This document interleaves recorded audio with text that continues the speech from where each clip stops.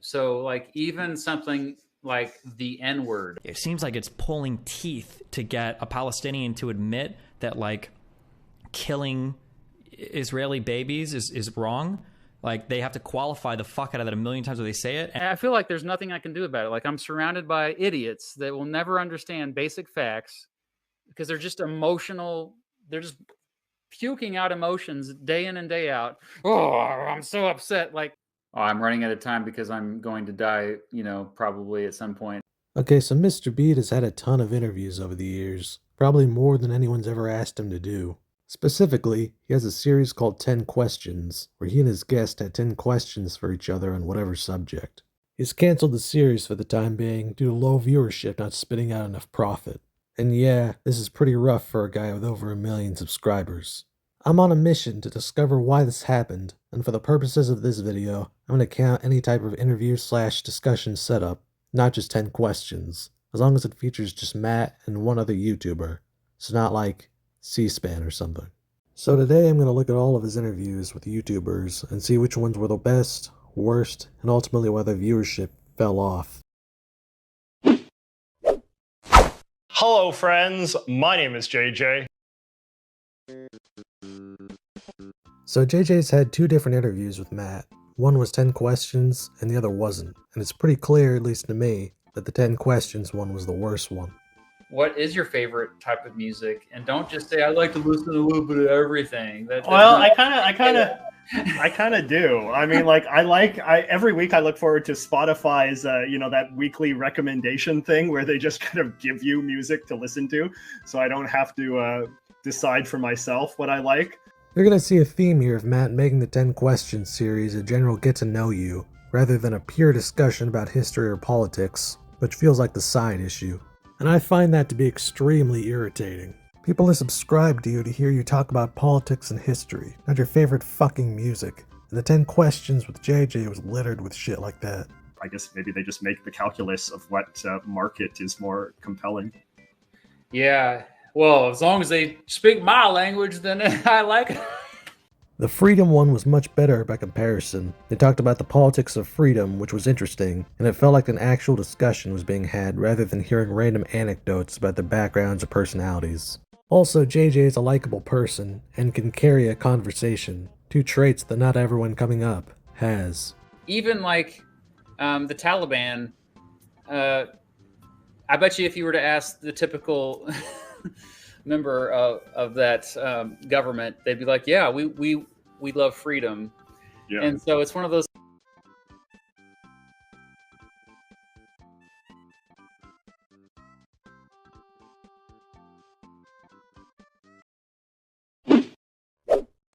Checkmate, Lincolnites!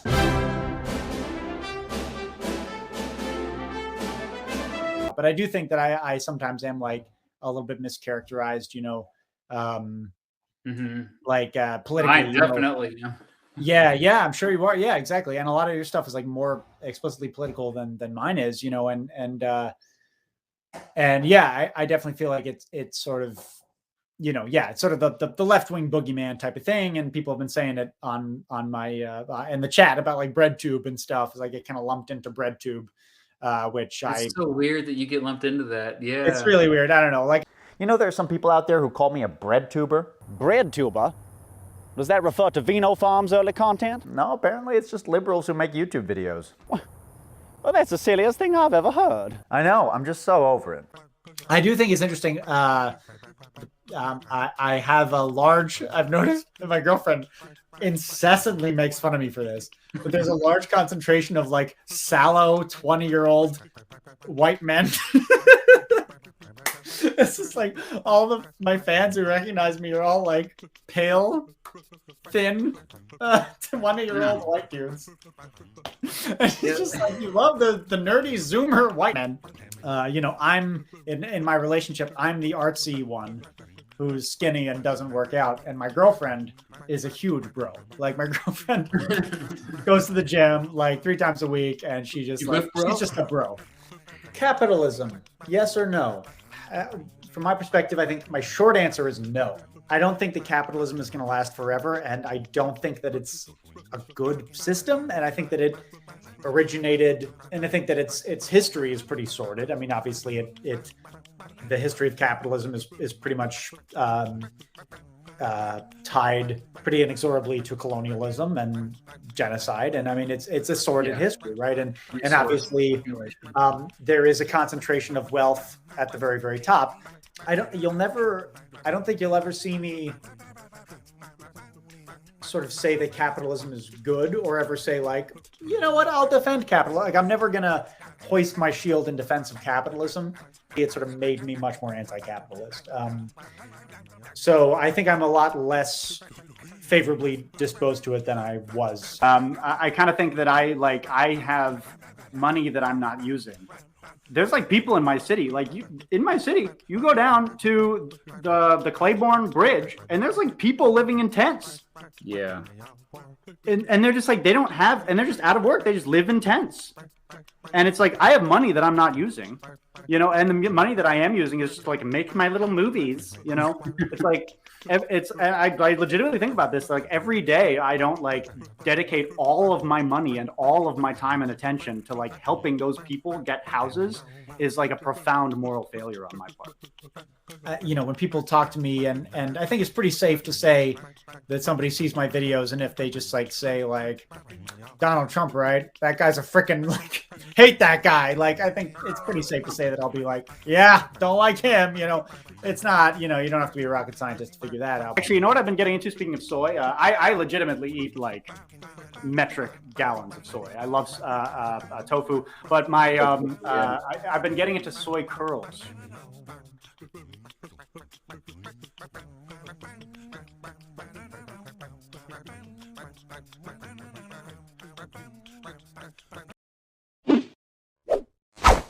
Oh, I knew I would pee faster, but I cheated because I didn't wash my hands. So there's a few different threads I want to pull out here. First of all, this guy is kind of pestiferous, and I think it's a combination of his accent, his shitting on America in comparison to Europe, and just being boring. This is sort of connected. Another major thing that America needs to improve on is vacation times at work. Oh my goodness. Yeah, she still does, and I did when I started a job here. I only had 2 weeks off a year. People in Europe will be spitting out their espressos at that 2 weeks. Especially Italy. Or do they get like 6 weeks in Italy or something? Something like that. I mean, in England, it's got to be something like 26 days is the minimum, something like that. Really? Yeah. Wow. So you just have way more time to travel. Honestly, loads more. I feel like this is turning into Bash America stream. Maybe I'm just being petty, or maybe I'm just directing my annoyance at the wrong guy in the room, considering Matt was arguably more irritating, probably at his worst so far. I think I've voted for Republicans throughout my life, but it seems like the party and it's mostly related to Trump, of course, but it's not all him, because now some are turning on him, but it's like they're not in the same reality as most of us. Like seems like they've left reality, honestly. Yeah, it seems like. But it's like me talking to someone who has a mental illness, or who is it does feel like that, emotionally stunted, feel like that.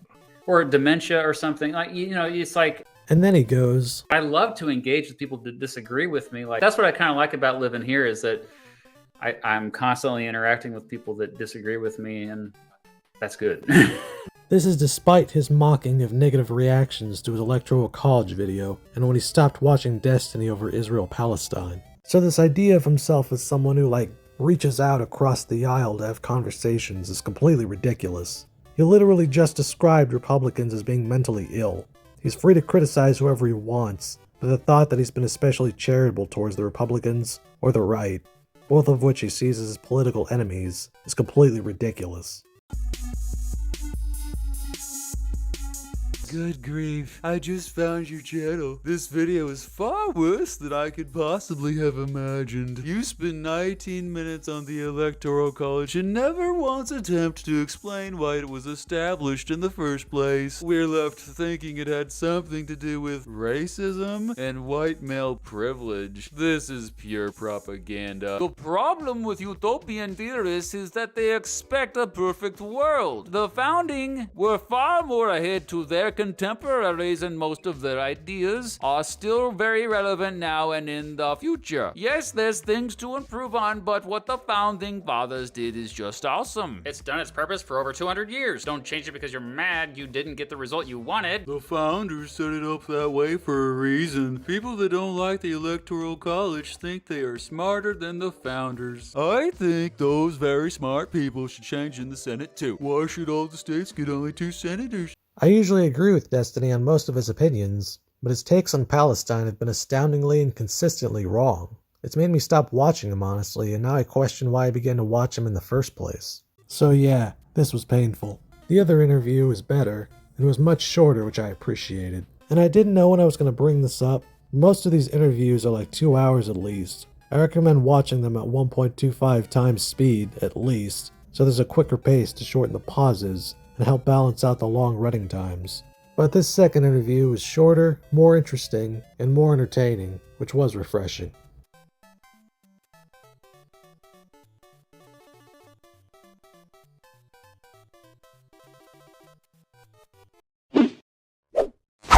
I don't want to be president, but I do want to be king.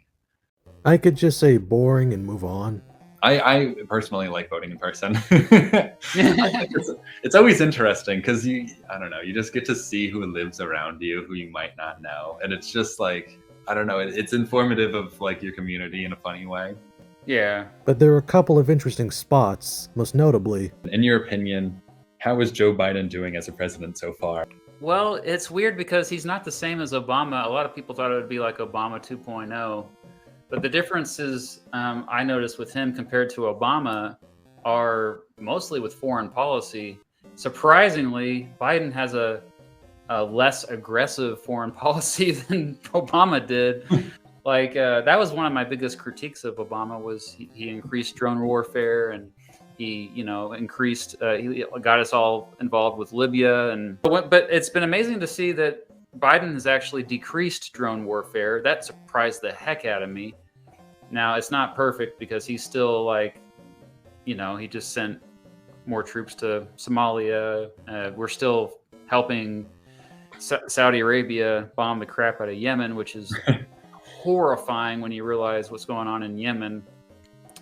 So I always focus a lot on foreign policy because they are the commander-in-chief, and Congress usually just kind of goes along with whatever the president wants, which is kind of sad. But they're in the military-industrial complex. They get lobbyist money, so I get why they're prone to that. Now, on the other issues, like economically, the country is in a really, really bad shape. But how much can we blame Biden? I don't think we can really blame him too much for inflation. Otherwise, you got to look at the other part of the job is being the spokesperson for the country, and like the diplomacy is a huge part of it. And I think in that regard, there's been good and bad. Like I would say one positive of Trump was that he was countries that we historically had bad relations with, he was trying to make those better. But at the same time, there was worsening relations with Iran. That's nice until it's North Korea that we're trying to, Yeah, well, but I was for that, though. I mean, because, you look at, we're cozy with China, even though they do horrible things with their concentration camps. And so Iran, though, like Biden's in there now. He's trying to, heal relations with Iran. But at the same time, he's turning his back on Russia, North Korea. Obviously, Russia. I want him to turn his back on Russia. I have not been a very big fan of what they've done, obviously. So I would say if I give him a grade, it's kind of just meh. Like he's not inspiring at all. At least Obama was good at talking. Biden's speeches are not very good. He sounds like an old guy about ready to fall asleep, like he's on some kind of drug or something. I get why they make fun of him for that. It's not like Trump was much better at speaking, but at least he had this charisma that Biden seems to lack. Definitely, there was some showmanship. Yeah. Still, this guy was boring and vanilla as shit, even if most people would find him likable.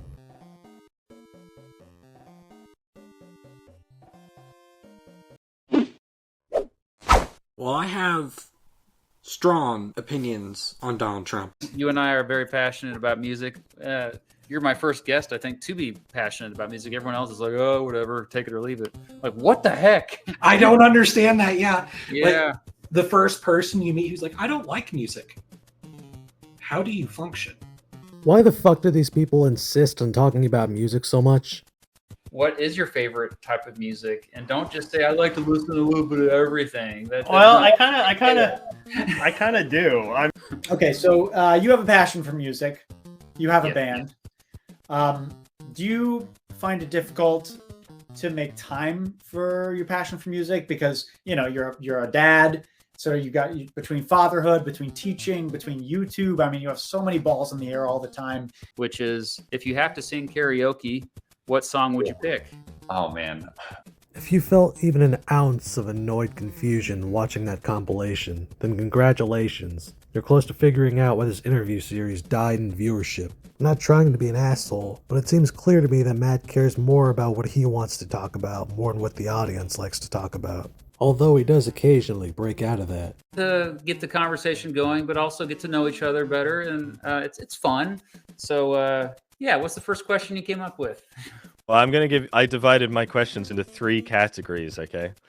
And I'll let you decide each time which one you want to draw from to mix it up a bit. So I've got personal, local, or political. What do you want to go for? We got to go with political first, just because so people they'll stick around. I'm astounded that sentence ever came out of his mouth, given that this episode contained talks about their usefulness in the apocalypse and ranking pizza chains. Anyway, at least TigerStar can kinda talk and was somewhat interesting to listen to, unlike some of these other people, which makes him stand out a bit even if I'm never gonna listen to it again.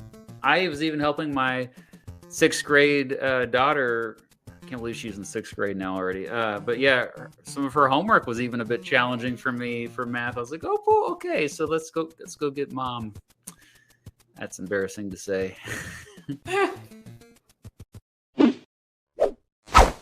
Powerful entities in America. At least it seems like that to me, that like quote unquote deep state.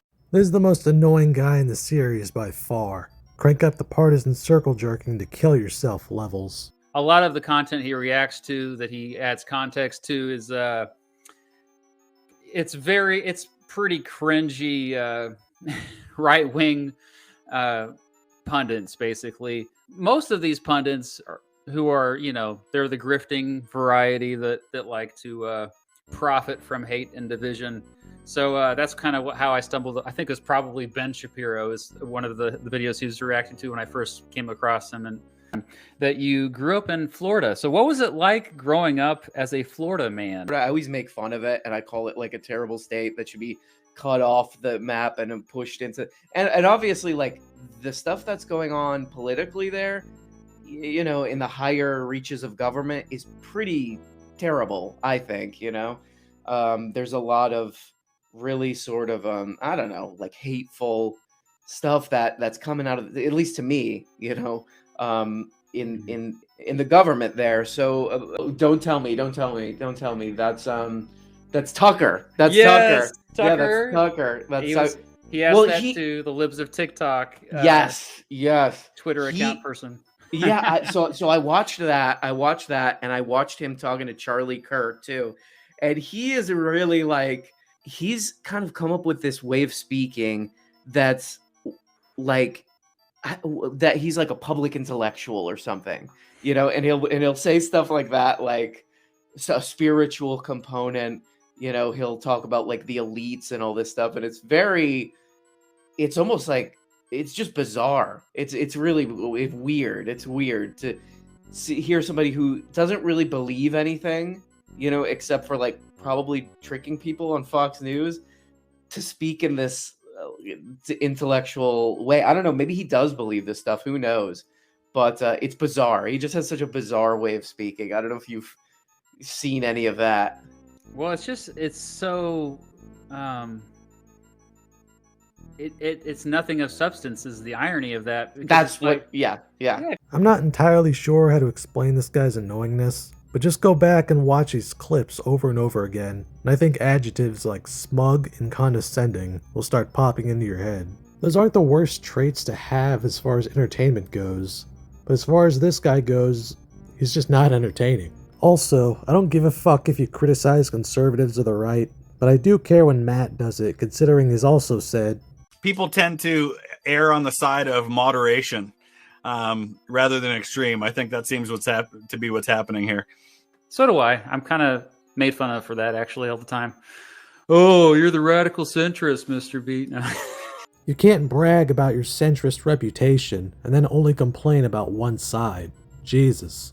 I showed a clip of him semi-criticizing Biden, but you gotta understand that was the outlier. Throughout the series, it's mostly just complaining about the right and conservatives. At least it was a bit shorter though, at just above 2 hours, so there's that.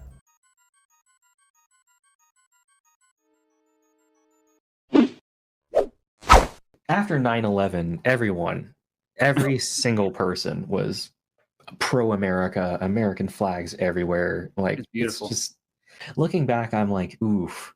Oh my god, this guy's even worse. Everything I said about the last guy turned up even more. I would rather listen to that guy R.M. Brown, someone who knows he's being an irritating, condescending asshole on some level, than have to listen to this guy, who clearly doesn't. When I see videos about how we're gonna terraform Mars with lasers, I'm like, that's,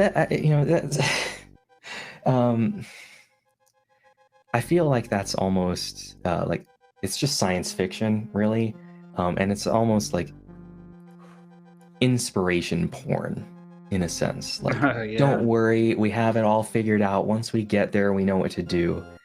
And I'm like, make videos about things we can actually affect, please. They've made all kinds of great videos about politics and the environment and stuff, but when they make those science fiction domes on Mars, I'm like, nobody watching this video is going to be alive for that.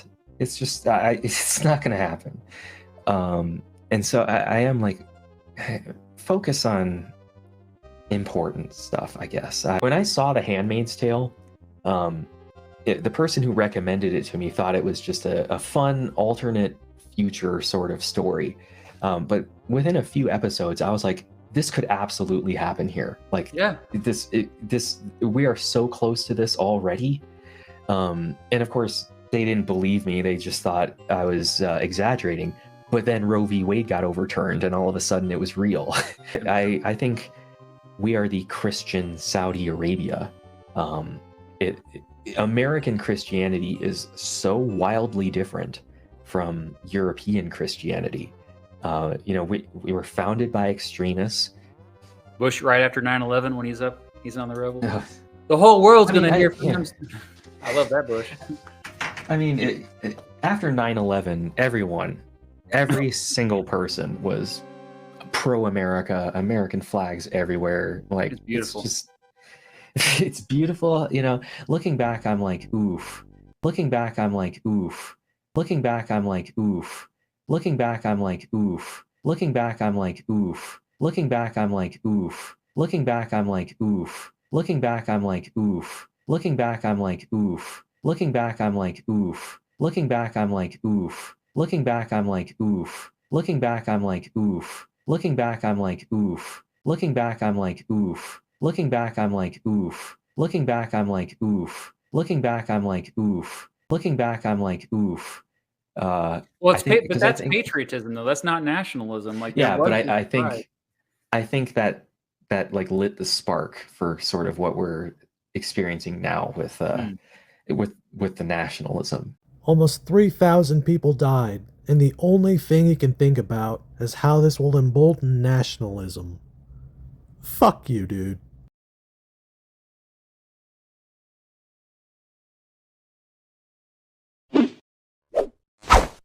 I mean, it's just, I'm so blunt.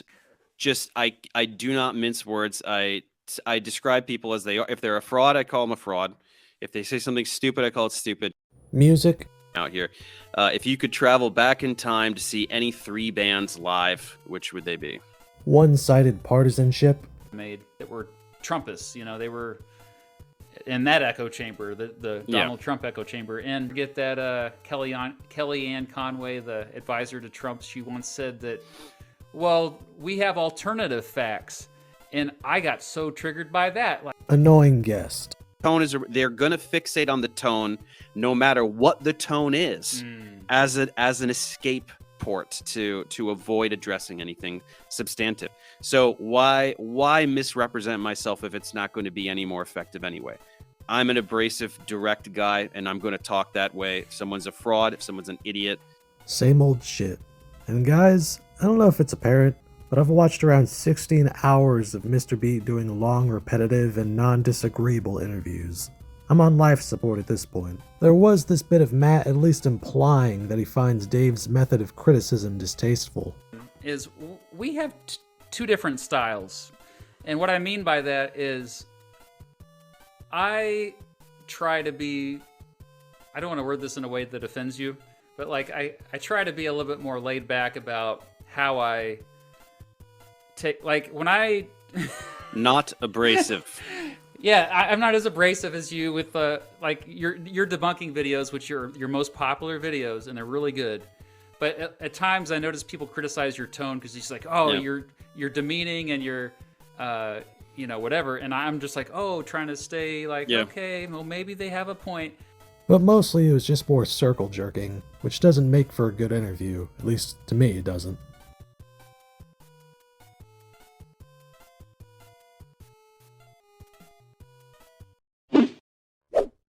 For anyone watching who doesn't know, I'm autistic.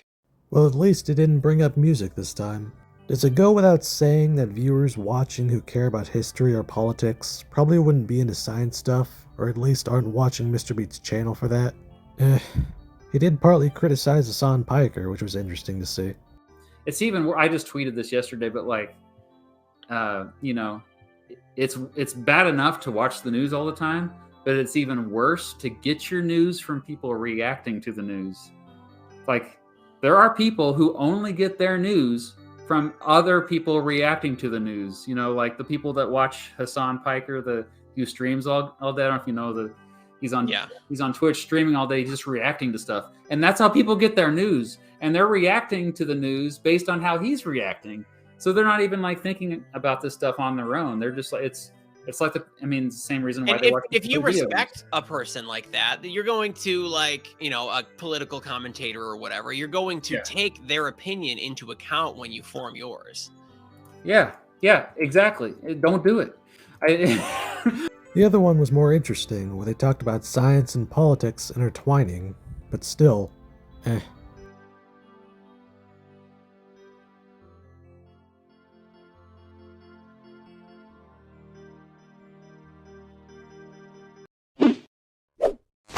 Useful charts. If you're like me, you'd probably think this interview is dead on arrival with this joke. Like European countries and then the United States, and like very little about China or India, and like zero about Africa, other parts of the world. So you get this sense that nothing happened anywhere in the world outside of the white manosphere. So he kept doing obnoxious shit like that too. Because obviously I'm white, I'm male. You are?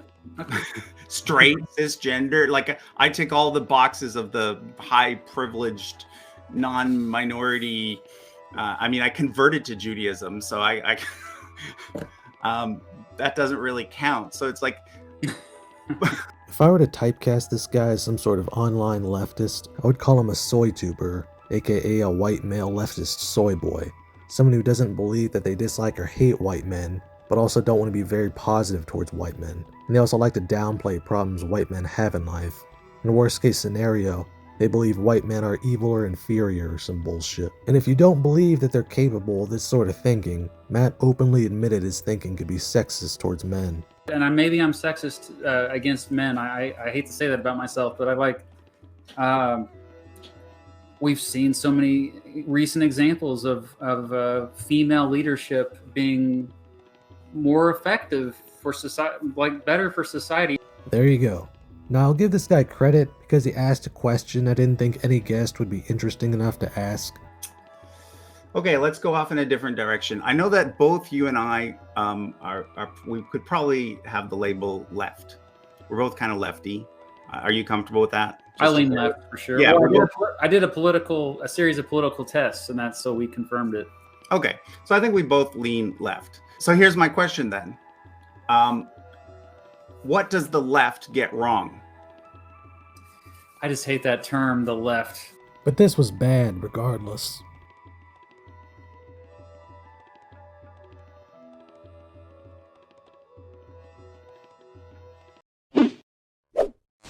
Comment section gets filled with people who call me like that lady or say I'm like yapping about history. It was slightly interesting hearing her thoughts on things like teaching and history, mostly because she was more likable than nearly any guest seen thus far, other than maybe JJ, which counts for something. I mean, that bar is pretty low at this point, but, you know, there were some interesting bits. Right, my answer to that is always Taft.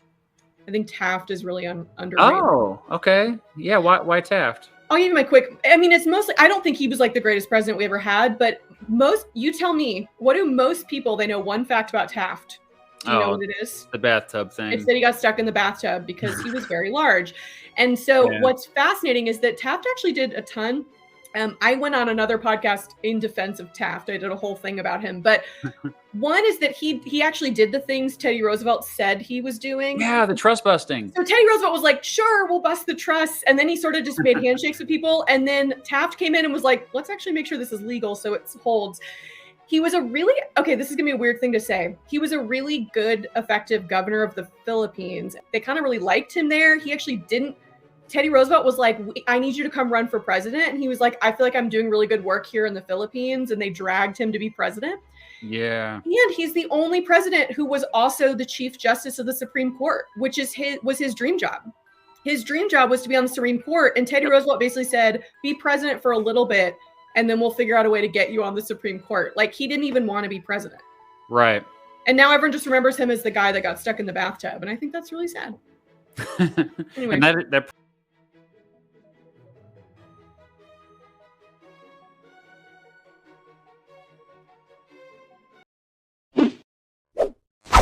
I'm also deeply, deeply invested in Disney World. Me and my family love Disney World for so many reasons. You know, several years at this point because I'm just afraid. And I'm afraid because, first of all, they are controversial videos that will attract a lot of hate, which I already get a lot of hate on my channel, especially, I mean, the two videos I get the most hate for are currently my anti-Semitism video and my Great Replacement Theory video. Yeah.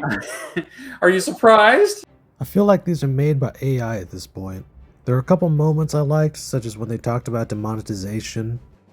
Kind of within that, I have videos that are like, they involve like just things that I know you can't or you shouldn't water it down, and you have to just tell it like it was, and it involves serious, you know, like I can't even say what they involve because that would get this stream age restricted. Like it's, and I'm much more familiar now with YouTube's guidelines with age restrictions. Like, have you ever had age restricted content before on your channel? Yeah. I have a video on September 11th, and it got age restricted. And I always take pains to make sure there's nothing graphic or anything like that. I'm literally just explaining what happened. And I guess anyone under 18 doesn't need to know about that. And here, you know, like I learned about, I remember watching the Zapruder footage of the Kennedy assassination when I was like in 8th grade. I remember the teacher had somehow got a hold of it, even though this was like before internet. So my teacher was pretty cool. But overall, these two were, well, let Matt tell you. It's very boring conversations.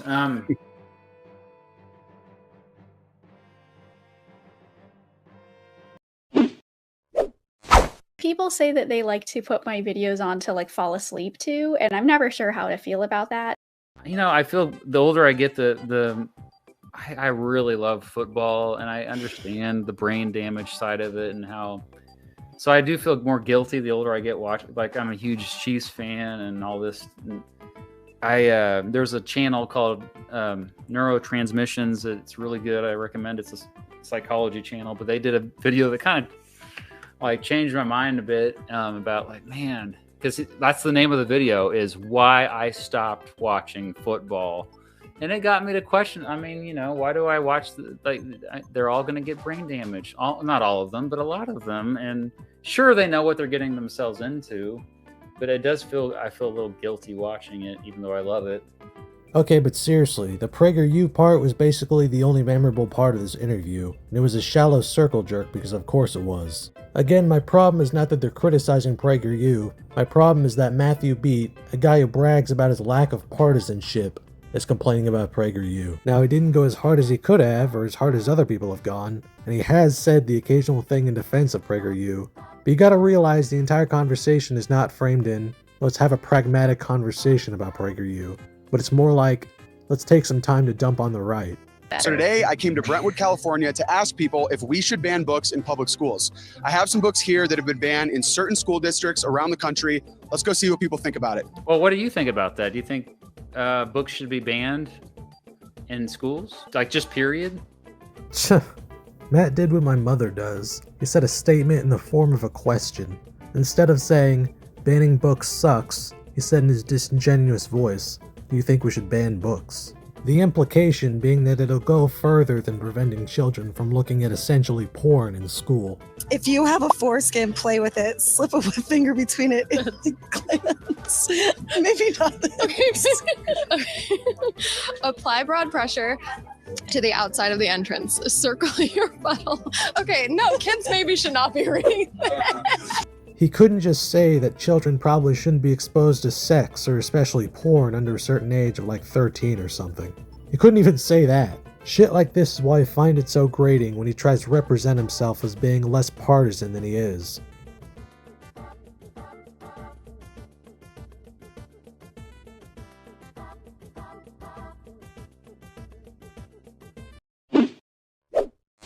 Driving across western Kansas, you see a lot of ghost towns, a lot of towns that are either there or on the verge of becoming a ghost town. One of the things I take into account for these rankings is choice of topic, and geography is something that viewers of Matt's could find interesting.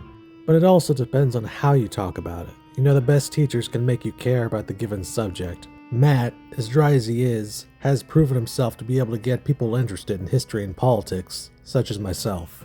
And then there's this guy. I don't know who he is or whose demon-infested womb he spawned from, but this is the most boring motherfucker on earth. Respectfully.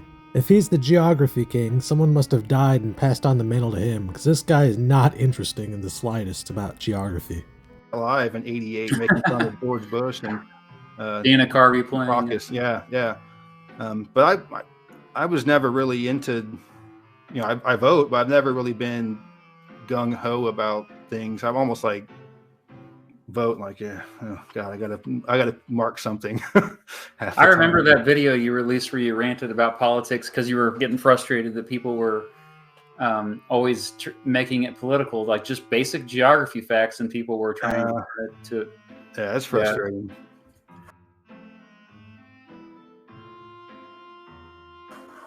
All right, cool. So, but look at the bright side. At least Matt finally managed to find a way to bring up music that was somewhat interesting. I'm really proud of myself with Kanye West because I hated Kanye West because of his ego, because he would always just brag about himself. And then one day I just like listened to his music, like more than just, you know, what I would hear on the radio. And he really is good. He has good music. And I know he has mental illness and he said some racist, horrible things. Well, I see good things about Hitler also. I love everyone, and Jewish people are not going to tell me you can love, us, and you can love what we're doing to you with the contracts, and you can love what we're pushing with the pornography. I am now the exact age my great grandfather was when he took his own life. Hung himself on Christmas morning. Chris is probably the best guest Mr. Beats had on, at least so far. He hits on every note I wanted in a guest. They have a good back and forth, they talk about history and politics, although they did talk about music for God's sake. But Chris is likable, unlike a lot of these schmucks, and maybe best of all, Chris has different political views. This is especially important. Basically, everyone Matt invites on to talk on one of his discussions or 10 questions is one of his leftist pals, which becomes apparent if you've watched more than one of them. There are exceptions to that, such as J.J. McCullough, but as I've spoken about previously, Canadian conservatives and the broader Canadian right is more moderate. But Chris is an actual honest-to-God American rightist who's voted for majority Republicans. This is what I want when I complain about Matt circle-jerking with another leftist and complaining about the right, even though he's bragged about his fans calling him a radical centrist. People tend to err on the side of moderation rather than extreme. I think that seems to be what's happening here. So do I. I'm kind of made fun of for that, actually, all the time. Oh, you're the radical centrist, Mr. Beat. The only thing is that Chris isn't a MAGA guy and didn't vote for Trump in 2024, so it's not quite the reach across the aisle it would be if Matt talked to someone like that. But hey, after 13 or so circle jerk interviews, I'll take what I can get. Their 10 questions was somewhat interesting because they talked about Chris's YouTube drama with CGP Grey, the Electoral College, and Holocaust denial.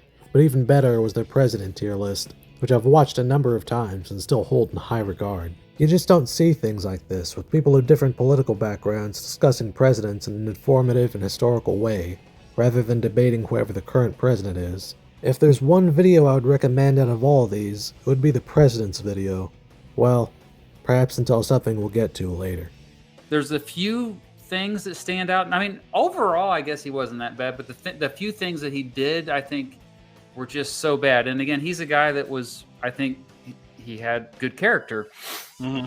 But I think maybe, possibly, the second or third worst law in American history is the Smoot-Hawley Tariff Act, in my opinion, which raised import taxes, which was the worst law you could possibly sign. At that time? At that time, yeah. And it caused a lot of other countries to respond with retaliatory laws of their own. And yeah, it was. And he was an economics guy. Wasn't he the Secretary of Commerce? He was. That doesn't mean he knew it. Like, even Coolidge said that when he was Secretary of Commerce, he didn't really know what he was doing. Yeah. And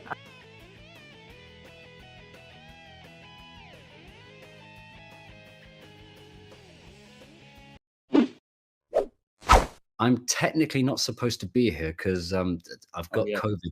And I tested positive for COVID both today and yesterday. Jeez, talk about taking a step down. This wasn't terrible, but it wasn't that good either. Jay was more likable than some of these jokers, and they talked about a few interesting things, but really the thing that saves him was his moderately entertaining personality, which played well with Matt's, less entertaining personality.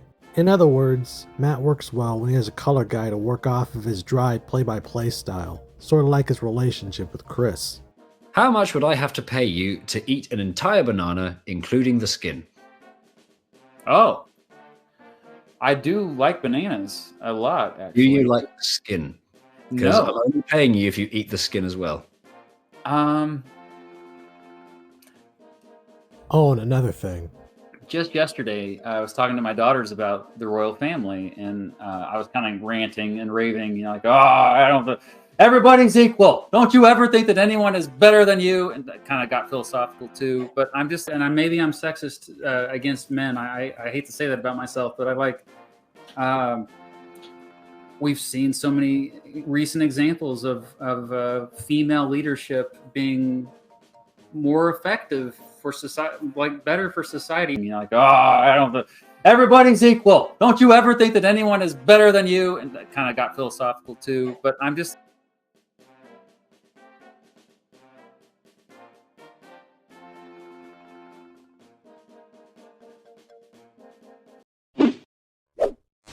I've grown weed in the past myself for fun.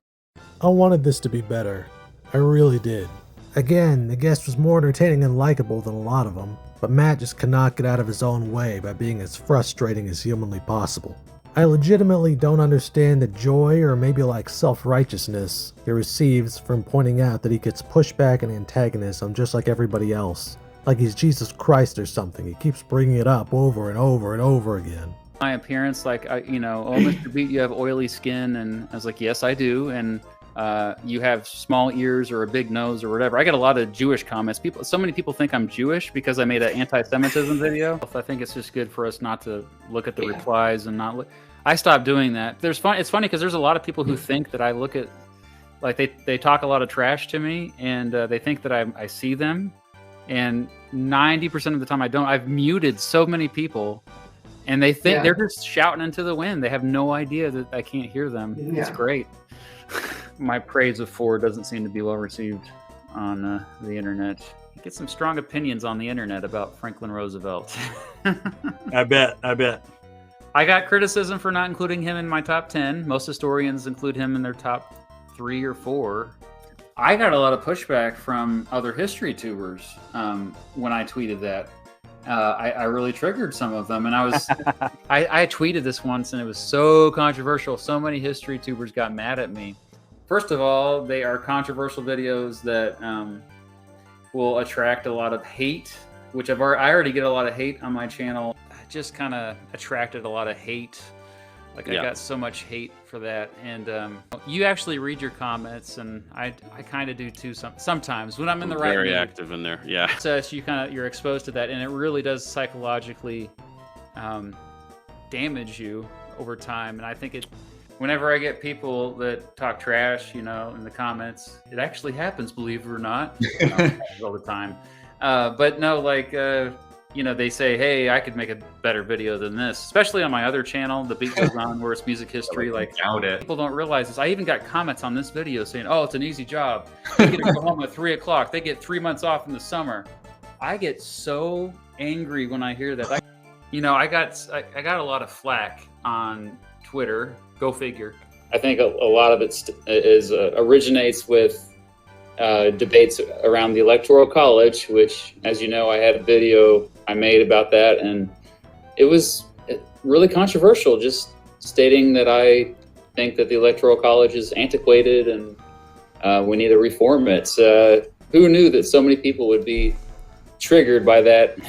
I've been out of high school 10, 12 years, and the things that we would call each other, I would shudder at that now. And teenagers today wouldn't even dream of it. But yeah, a lot of them will do it on YouTube comments, and I think because they can't do it in real life, so they'll go to the YouTube comment section. Okay, good, I got it off my chest. So, and I think social media, like the commenters right now, you in the comment section and the chat, that is social media. So the comment section of YouTube is social media. So.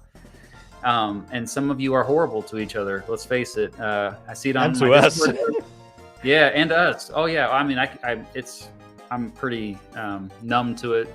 I'm sure you are too at this point. It affects me, honestly, man. It affects me. I don't read. Like, if you're one of my viewers, I'm glad you enjoy my videos and I appreciate it. But after the video's been out for one day, I stopped checking comments. Well, see, but that's it. That, like, after one day, that's when you start to get people that aren't your regular viewers watching. When it starts adjusting it to non-subscribers. Yeah, so I have the same policy. I guess, get a little worked up when I see regular viewers like strongly criticizing me, but generally I know it's coming from a good place and they're usually respectful. But like my George Soros video, like.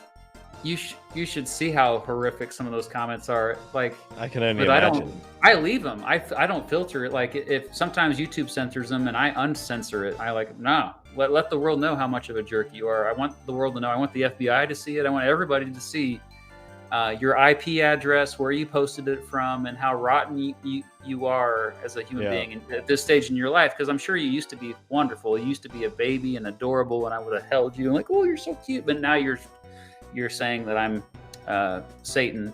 But maybe later in life, you're not going to think I'm Satan, and we can sit down and have a cup of coffee and talk about how much we love to watch, baseball. I don't know. Really nice of you to say that. Some people do hate me, though. When I released the Trump song after he was out of office, and people were like, is he just making fun of him? Why is he doing this? And I'm like, no, I have songs and videos about all the presidents. And that's not counting the ones I forgot or the ones coming up. Pretty numb to it. Dude, give me a break.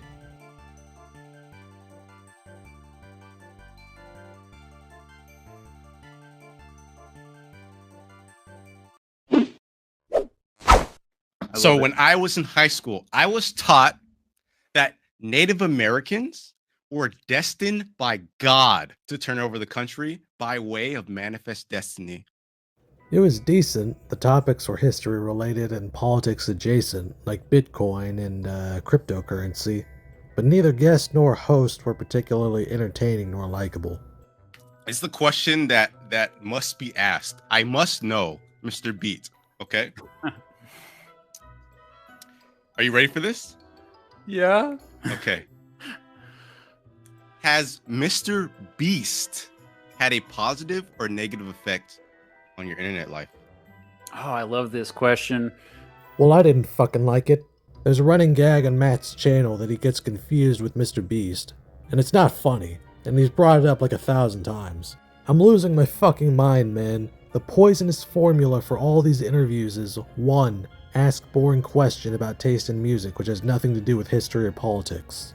2. Mr. Beat circle jerks with a guest over hating the right. 3. Mr. Beat cries over any and all criticism or pushback he gets online. 4. Go over 2 hours for some godforsaken reason. 5. Bring up Mr. Beast's comparison, which was so fucking funny the first time, right? And I'm not gonna show a compilation of it because it's not fucking worth it because it's not fucking funny.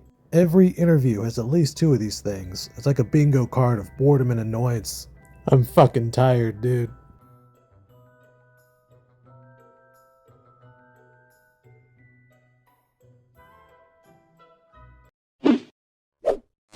There's 2 things we can never have.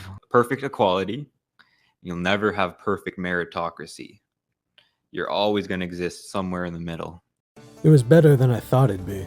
This guy was alright. I mean, he was likable enough, and there were some interesting topics like economics and education, but mostly he was memorable for a handful of notable moments. It's very isolating, though. There's no other YouTuber in town. It is isolating if you're working at your home all the time. Like, I try to work at the library as much as I could. It's a roller coaster. It's always a... I had my video last week, my Supreme Court briefs episode, that it was about an obscure case from the early 1800s nobody cares about. And it got 23,000 views, I just checked. And then I released a president's video again yesterday, and of course it's already like at 130 some thousand. Like, well, I guess I'll just only make president videos. I guess so. I don't want to contribute to your woes, but I did only see the president's video out of those 2. Right. Yeah. I mean, that's one of the times where my channel lost a lot of momentum. Yeah, it sucks because you can't be free artistically that much. You're kind of a slave to the algorithms. Was very happy that Alex Jones got all his wealth taken away recently, but I mean, it's in the process of he's losing all his assets because of legit harming people. Yeah. They were getting death threat. One guy thought he was going to get killed. Imagine like having your 6-year-old son brutally murdered, and then some crazy guy on the internet says that never happened, and millions of people believe the crazy guy to a point where some of those millions are like harassing you, stalking you, and threatening to kill you. Yeah, that's terrible. So that's been very satisfying to see Alex Jones getting in trouble. Like with me, a lot of people can't stand my personality, and I can't either. I get it, but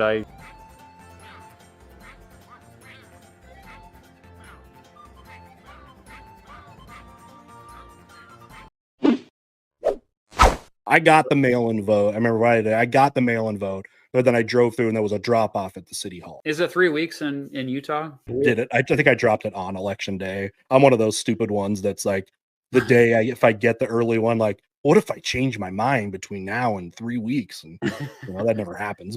I'm exhausted and tired and a broken human being inside. It's not just all the shit I've pointed out before, but the fact that I never come out of these interviews in a better place than I was beforehand. I never feel like I've gained any satisfaction from watching these 10 questions interviews like I would a movie or a TV show, because at the end of the day, Mr. Beast is not very entertaining, and the format of these interviews sucks. To be fair, I would struggle listening to 3 hours of even a showman do a podcast or an interview. So you can imagine the boredom and frustration of listening to someone who does it boringly and annoyingly and have it be 3 hours. I went back and if you ever, hey, you should react to this video on your channel. Yeah. Which one? Systemic racism video.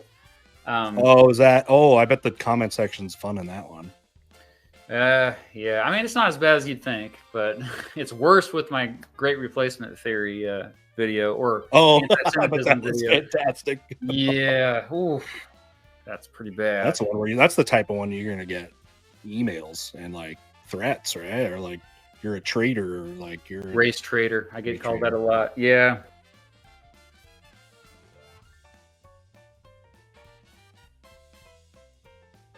Do you speak Finnish? Hell no. It's like that is the hardest language in the world to learn. I posted my new video is a short about how I called it, and I knew what I was doing a little bit. Like I called the title of the video was Kamala Harris was the most active vice president. And I left off the part that, what that matters the most is the fact that she broke the most ties in the U.S. Senate. Because that's really all the vice president can do throughout most of their presidency. They don't really have much to do, but if the Senate ever has a tie, they can go like 50-50, they can go in there and break the tie. And she did that more than any other vice president in American history. That's all the video was. It's just a simple video to explain, a very basic thing that triggered so many people. So because, she's running for president. A lot of people that don't want her to be president didn't like that I made that video. And it just really upset, especially a lot of young men who are just horrified that a woman could become president. That's the quiet part out loud. A lot of them will never say, "Oh, I have no problem with women. I'm okay with it. If Tulsi Gabbard was president, I'd be cool with it." I'm like, dude, no, I don't think you're ready for Tulsi Gabbard either. You are not ready for a woman to be in charge. And they it really opened up this whole thing. And so I'm just sitting here like, it's easy for me to get really bummed out because I'm just trying to make the point that she broke the most ties of any vice president. That's all I'm trying to do. But also I'm getting really mad. I'm legitimately angry that people don't understand a basic fact. It's in the Constitution, the job of the vice president. I'm frustrated and I feel like there's nothing I can do about it. Like I'm surrounded by idiots that will never understand basic facts because they're just emotional. They're just puking out emotions day in and day out. Oh, I'm so upset. Like, just take a deep breath. And so, yeah, if you are overeducated, that means oh, well, I'm above emotions. But that doesn't mean you still have to deal with all the people who are just spewing out emotions all the time. So, yeah, it's a weird thing. Where part of it's oh, I'm above this. And I'm just these idiots,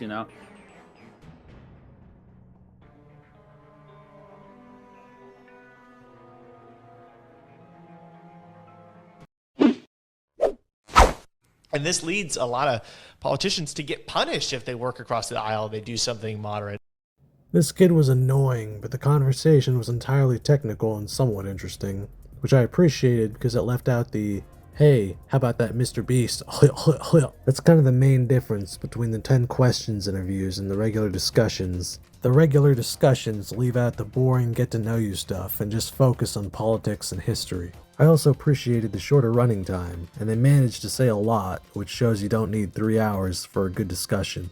I managed a city council campaign that got endorsements from pretty much every mainstream organization, politicians from both sides of the aisle. One of the highest fundraisers in city history for a city council race. This is at large. So the entire city of Houston, quite a big area. And we ran against a candidate, which is a perennial candidate, who didn't really campaign, didn't raise money, and it was endorsed by almost nobody. So everybody said, we're going to win, right? Well, we did not win. We won Republican and Democratic districts with a slight majority of the vote in the Republican districts. But we lost the African-American districts the most ever. Really? And so I thought I was okay, we just messed up with our outreach to African-Americans, right? It's just our fault. And obviously you shouldn't be pointing at fingers at anybody else whenever you lose. But there's an anomaly on the ballot that I noticed as well. A Republican candidate, a short white lady named Twyla Carter, who did no outreach to the African-American areas, versus a Democrat named Richard Cantu, Hispanic guy, endorsed by all the Democrats. She received, guess what percentage of the black vote? 60%. 72%. Wow. She never campaigned that. She never expected that she would receive votes there. Why did she do it? Well, friends of mine who were at polling locations in the African-American community. I actually was working at an African-American polling location, and we have a very segregated city, so you know where they are. It's very, very dense. Mm-hmm. Said that a lot of people just went in and they knew what the mayoral candidates were, but they didn't know what these down ballot candidates were, and so they thought Twyla Carter was an African-American woman, so they voted for her. People said, one quote I heard is, "I voted for my sister, Twyla Carter." And, for some reason, I think they probably would have voted very differently if they knew that she was a very conservative white lady, because on that same ballot, 90% of them voted for Sheila Jackson Lee, progressive champion in the city. And so in our race, we were running against a man by the name of Willie Davis, very conservative pastor, but he was sort of known in the African-American community, but I think a lot of people, if they knew that he was really conservative and our candidate was a Democrat, would have voted differently, but they didn't know. And so they said, well, I'm going to vote for the person who, based on their name, I think relates to me more. Fair enough. But I think people use that kind of information, like whenever they're not given very much information, they use the little information they have. And that's like the perceptions based on people's name, which is an extremely problematic way to vote.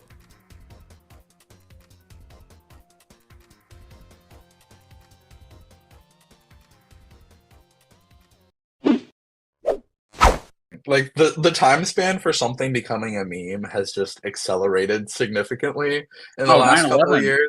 Yeah, 9/11 was very quick. I was like, already we're doing this? Okay. This guy sucks so much dick, there's a trail of semen behind him wherever he walks. That's the exact opposite of what I want from an interview. They should be argumentative. They should be uncomfortable sometimes. There should be questions asked that touch controversy. Yeah. I mean, you're right.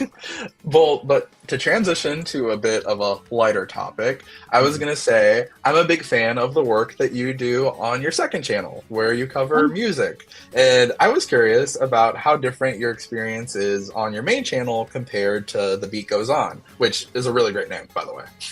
The original Florida man. That should be your title. Yeah. Other than that, oh, wow. Wait, that's actually a great title. Yeah, do it. Yeah, there's a reason that you're so popular. Come up with the clickbait titles.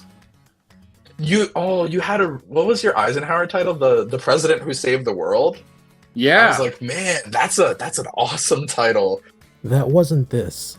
This kid got his hero on to talk to him about how great he is. What the fuck? Whatever. Now on to the last interview guest. We're almost home.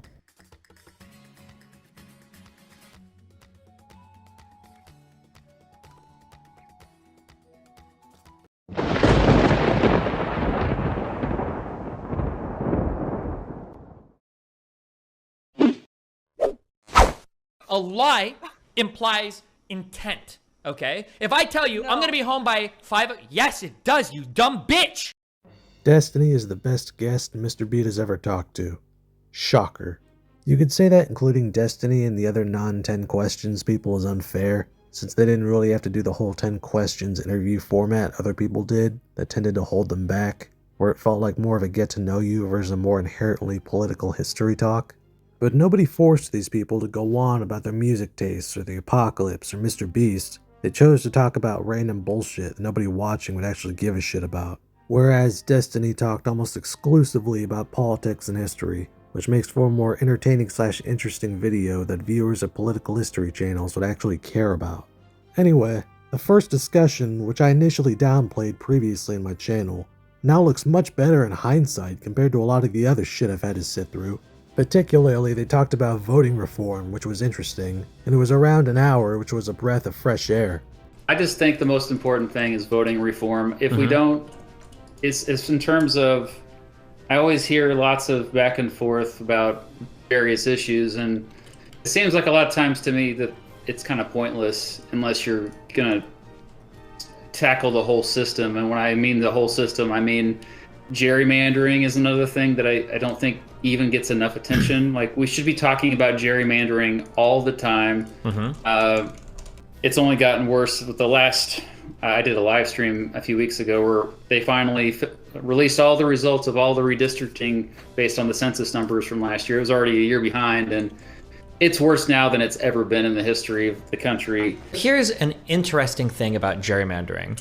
I know that people get really upset about how obviously there are wildly drawn districts that I'm sure you've seen like a top 10 worst districts map and the crazy drawings, everything. Fundamentally, what should a district be? What should a district look like? What is a fair district? Some people would say that like, well, a district should be like a real thing, right? If I say I'm from there, it kind of means something, right? Like, it's a certain city, different cities have different cultures, different ethnic groups of people, different thing. Exarban might be an area, right? You got like the zoo, like there are like these areas in the city that like mean things. And that's just in the city, right? So some people say like, oh, a district should be like a cohesive thing that people can identify with. I'm from, Nebraska District 3, or I'm from this district, whatever. And then when you look at like some maps and you see how districts are cut up, it's like, okay, well, this is insane. Like, nobody is going to identify with the people way over here that's like cut into this narrow strip. But then other people will point out that like, okay, well, so we can draw districts that mean something. We can draw like those districts where people have a feeling of belonging to a particular geographic region. But the problem is that those districts are going to be ultra unfair. Because what happens is liberals tend to live in very concentrated liberal areas. Conservatives tend to be a lot more spread out. So if you draw districts in ways that like geographically kind of make sense, you're going to end up with like heavily partisanly district areas that are destroying liberals' abilities to have representation in the House of Representatives. Because if like all of your liberal districts are drawn with 80-90% liberals and all of your conservative districts are drawn with 60% conservatives, you're fucked. The liberals are fucked, right? Because you've got too many crunched together, right? I'm sure you understand like how that, So then the question becomes, I think you're in this weird conundrum where I think it's usually presented as, especially as of recently, it's usually presented as like, well, conservatives are trying to gerrymander everything because they want to disenfranchise people's right to vote. But if you draw like actual geographically coherent districts, you're actually gonna like, if those districts actually fuck up liberals' abilities to vote hardcore. So the onus is a little bit on the liberal to draw kind of wackier districts in order to have fair representation. I'm not trying to say any of these are necessarily bad or good, but it kind of brings me back to that question to where, because I know people feel very strongly about how districts are drawn. I'm always curious about the answer to that question, like, well, what is actually a fair district? Like, how should a district be drawn such that like, I feel good? Like, what if there's a way to draw districts that like geographically feel really good, but representationally are fucking horrible, versus other districts that are like, okay, well now we've got like good representation, but like when you look at them on a map, they're the wackiest districts in the world. Yeah. Again though, I recommend you watching at least 1.25 speed given the dryness of the people involved and the hour-long length, which would go for basically every video covered so far. Still though, it was interesting. Finally, the other video in contention for the best interview or discussion is the Israel-Palestine debate with Destiny. It bucked basically everything I've been complaining about this whole time, like being non-confrontational and a long time length, and is the only actual debate here, which is a shame because that would help balance out Matt's dryness. If dryness is a characteristic of his with a built-in weakness of coming off as boring, then the contradiction and controversy of debating people would help offset that. If you don't know what I mean, then pick any random 10 questions interview and then watch this and just see the differences. Okay, well, there was a lot of conflation between Hamas and Palestine, and so I guess that was where my frustration was. It's like Palestinians most Palestinians are not Hamas. That was my main point, that I thought you were not conveying that message to me. That was my frustration. I agree that most Palestinians aren't Hamas, but both sides have been playing very fast and loose with that definition. I don't know if you saw one of my tweets, but somebody got upset about, I think there was a meme that I tweeted comparing, I think it was like the Palestinian flag to the Nazi one, which should have been a Hamas flag. I just wrote this for myself, but it should have been a Hamas flag. Oh, but, yeah, see, that was one of the ones where you like triggered me on sure, that. Yeah, which is kind of fair. However, a lot of the people protesting and a lot of the people representing the pro-Palestinian side play very fast and loose sometimes with both Hamas and Palestinians. Like, they'll talk out of both sides of their mouths sometimes on it. I agree that they're kind of separate people, although that's really hard to say for the Gaza Strip. I don't know if that's true for Gaza.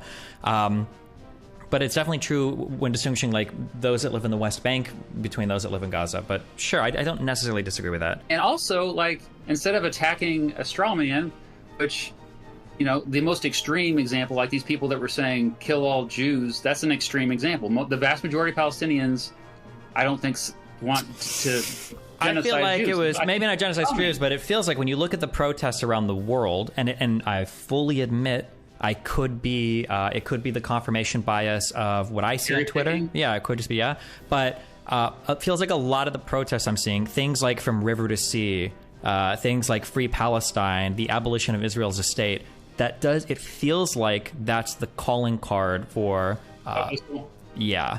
So, I mean, and now it could be that there are a whole bunch of Palestinians that, or people that are pro-Palestine that don't support the total abolition of Israel as a state. That could be the case, and I just don't see them anywhere. But man, from every big interview, from every big, influencer, from every huge Twitter thread, it seems like it's pulling teeth to get a Palestinian to admit that, like, killing Israeli babies is wrong. Like, they have to qualify the fuck out of that a million times when they say it. And I think if you're an Israeli citizen, you look at that and everybody's telling you, like, well, make peace with these people that are using phrases like settler babies. That's probably a really hard sell, I think, for a lot of people in Israel. I don't know if this is better than the president's tier list with vlogging through history, but as far as what I want to see from Mr. B interviews or discussions, then I'd say this is it. Taking an anticlimactic step down for a second is the last Mr. B Destiny video, and probably the worst. It was the longest, and I feel like it bounced around the most, and it was the closest to a 10-question style interview that was too long and too friendly. You make your audience mad all the time. That's a good thing. Yeah, to some extent, yeah, because you're made me mad. Sure, yeah. Like I went after you. I have to apologize because what I was seeing was clips of you out of context on Israel Palestine when you do have more nuanced views. So yeah, I'm just as bad. Why is the New York Post doing that? Like, what is going on? Yeah, that's crazy. Can I ask a meta conversation between you two because it came up? Whatever you want. Okay, because I was kind of on the outs. It was super interesting when I saw you guys starting to disagree on Twitter, because it was right at the time that we were talking about Montana, the canvassing event. Oh, and yeah. you were going to come out. And then they saw the Twitter disagreement, and like one of the people that work with me is like, oh no, it's like Destiny burnt the bridge. Like, this was going to be such a cool episode. Like, oh no. And I was like, I mean, I don't know. I'll just keep reaching out. So obviously you apologize. Do you feel like you also had like a knee-jerk reaction on Twitter, or like how do you feel about that exchange? I'm going to say our tweets directly. I feel like my response was fair though, because I think I saw you put a comment on a video where you were like, I'm wrong about everything. And then I think I quote tweeted like, well, what was I wrong about? And then I think that was about the extent of the exchange. And then I think you said maybe something negative afterwards, like, oh, okay. No, he apologized after. No, I sent you a personal message, I think, just saying like I didn't get the full context. Maybe, yeah. But yeah, I mean, I feel like a lot of people, I mean, like you said, I think people see like clips and everything of me, so it's hard to defend. It's really his fans. Like, they turned on me. Oh, like, yeah. Because how I first found out about you was like, oh, a lot of the people that watch my channel also watch you. And so I was like, okay, yeah, I'll reach out to them. And then, but a lot of them like turned against me once I had different views about Israel Palestine. It wasn't bad. It was just average.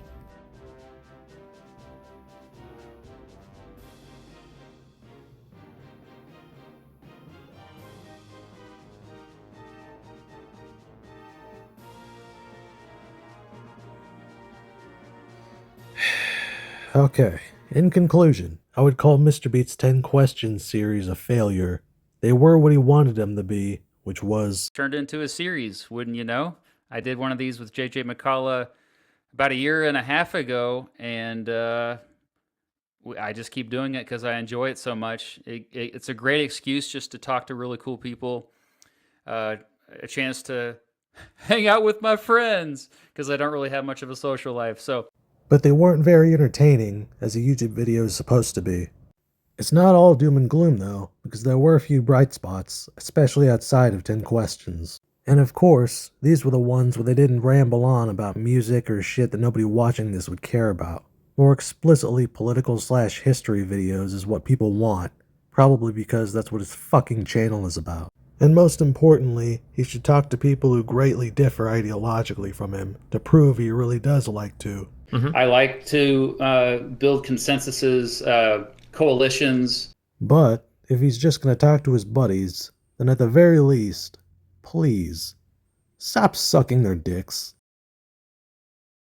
If you want to reach those kids on the street, then you gotta do a rap to a hip-hop beat. So I gave my sermon an urban kick.